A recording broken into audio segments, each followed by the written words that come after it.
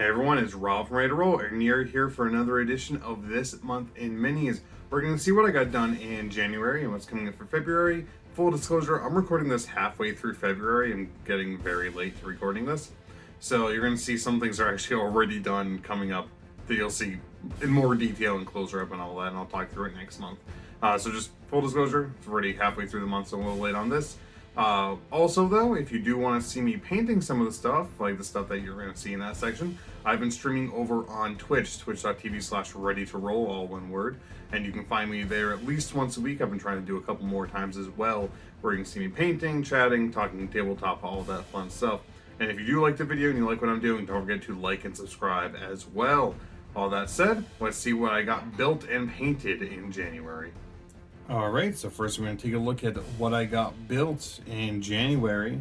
So I got my 6 remaining Imperial Nobility. So I have the man, the legend, Griff Overall himself, along with the 5 remaining Imperial Nobility players. Got the 2 biased referees. I got the entire Fire Mountain Gutbusters Ogre team. So we got the 3 Ogre blockers and the Ogre Runt Punter. And of course, you need the runts. So 12 Noblar. And then I started building my Snotlings, and I got through 4 of them. So I got the Stilty Runnas and the Fun Hoppas. I don't know, the Hoppy guys. So I got these 4. I got like 16 more models to build for the team because it's Snotlings. So not a whole lot of models going on there, or rather, lots of models going on there because they're not very strong.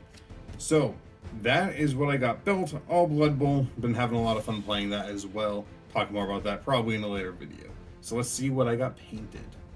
Alrighty, and we had 4 models to the painted pile, which I know isn't a ton, but 2 of these were the last pieces I needed for my Bone Reapers.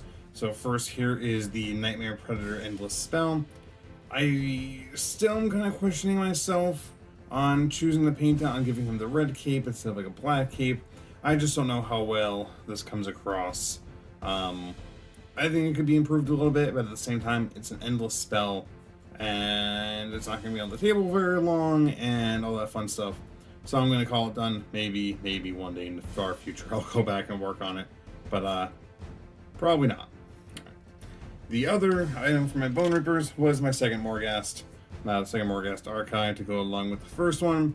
Worked a little bit smarter on this one. The first time around on the first one, I painted all the blue kind of ethereal bits first and then had to go back carefully with the bone to hit the wings. This time I did the wings first because I figured if I got a little blue on the skeletal bits, then it's almost just like a glowy effect, kind of. I don't know. That's my justification for it. But yeah, so that is the Morghast, and I'm pretty proud of him. Still a fun time to paint. And then I have my 2 Ogre heroes. So first I painted up the Firebelly. I'm super proud of this model. First time working with a darker skin tone, and first time painting fire to this effect. I've painted a few small fires for that army. But I'm really happy with how the fire and smoke and all that came out on this model. And I'm just really proud of this model overall. You know, the model itself, it isn't anything crazy, but the fire makes me really happy. I like how a lot of the shading came out. I'm just really proud of it. And then there's the Icebreaker Hunter. This is a hefty boy. This is an old metal model who broke in 2 spots while I was painting him because my cat knocked him over, once in the arm, once the crossbow on the back.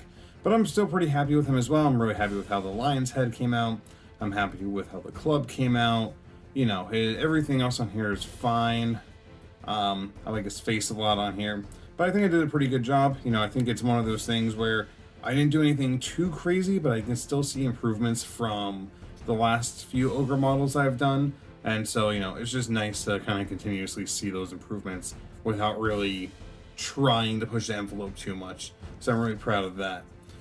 So that's what I got painted this month, and let's see what's coming up in February. Alright, and this is what I have coming up in February. Like I mentioned, it's halfway through the month already when I'm recording this.